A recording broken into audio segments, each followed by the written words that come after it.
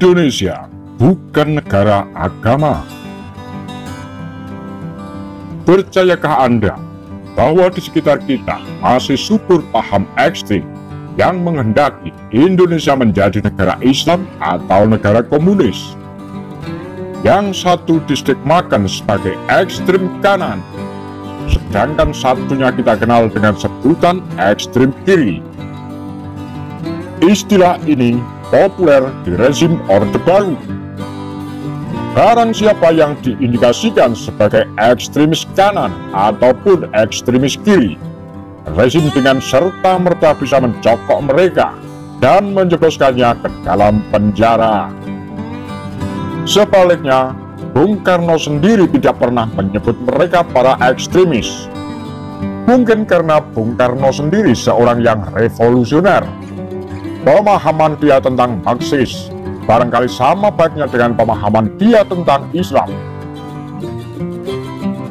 Setidaknya Bung Karno adalah tokoh pejuang yang cerdas, yang dalam hidupnya telah belajar tentang semua ajaran kiri dan kanan.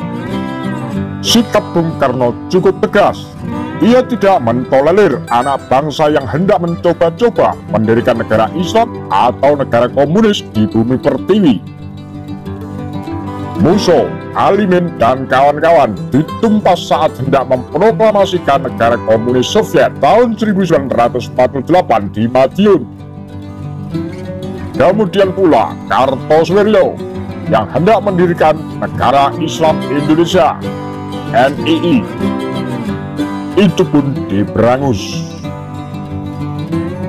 Tahukah Anda, Musso, Alimin, Kartosoewirjo adalah sahabat-sahabat Bung Karno saat sama-sama berguru di rumah HOS Cokroaminoto, Surabaya. Sekalipun begitu, Bung Karno tidak berhenti memberi pemahaman kepada rakyat Indonesia tentang pemisahan agama dan negara. Berikut antara lain kata-kata Bung Karno yang diucapkan saat memberi materi pada kursus Pancasila tahun 1958, Jakarta. Kita langsung terjun di dalam fase negara nasional ini. Maka oleh karena itu di dalam perdebatan saya dengan beberapa pihak, saya berkata, Republik Indonesia bukan negara agama, tetapi adalah negara nasional. Di dalam arti meliputi seluruh badannya, Nati Indonesia. Dan apa yang dinamakan Nati, sebagai tadi sudah saya katakan, adalah segerombolan manusia dengan jiwa Nedi saya di Assembly, dengan jiwa, sifat, corak yang sama, hidup di atas satu wilayah yang nyatanya adalah satu unit atau satu kesatuan. Maka jikalau kita membantah anggapan baik daripada pihak agama maupun dari pihak Marxis yang dangkal bahwa kita harus berdiri di atas kebangsaan, dan mereka berkata tidak, pada hakikatnya ialah oleh karena ada salah paham tentang apa yang dinamakan kebangsaan. Pihak agama kadang-kadang tidak bisa mengadakan batas yang tegas antara ini adalah agama, ini adalah kenegaraan. Negara tidak boleh tidak harus mempunyai wilayah.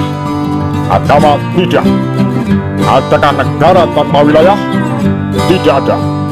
Negara harus mempunyai wilayah. Syarat mutlak daripada negara yaitu teritori yang terbatas. Dan agar supaya negara kuat, maka wilayah ini harus satu unit. Dan bangsa yang hidup di dalam satu unit itu akankah menjadi bangsa yang kuat? Jikalau ia mempunyai rasa kebangsaan bukan bikin-bikinan, tetapi yang timbul daripada objektif verhoeven, agama tidak memerlukan teritorial. Agama cuma mengenai manusia.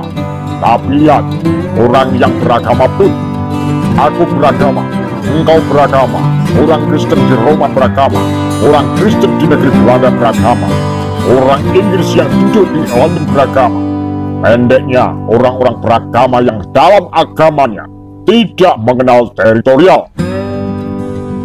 Kalau ia memindahkan pikirannya kepada keperluan negara, ia tidak boleh, tidak harus berdiri di atas teritorial, di atas wilayah. Tidak ada satu negara meskipun negara itu dinamakan agama Islam tanpa teritorial. Jadi saudara-saudara, saya ulangi, salah paham letaknya di situ. Tidak bisa membedakan antara apa yang diartikan dengan agama, apa yang diartikan dengan negara. Itulah sebabnya, maka selalu hal ini menjadi persimpang siuran di dalam pembicaraan. Begitu antara lain, Bung Karno mendidik rakyatnya yang senantiasa akan diombang-ambingkan akibat gempuran berbagai ideologi yang hendak dipaksakan untuk mengganti ideologi yang sudah ada. Hampir dapat dipastikan upaya ke arah sana tidak akan pernah sirna sampai benih hancur lebur. Ditulis oleh Roso Daras. Demikian kura-kura Tagar Lambe Sundel.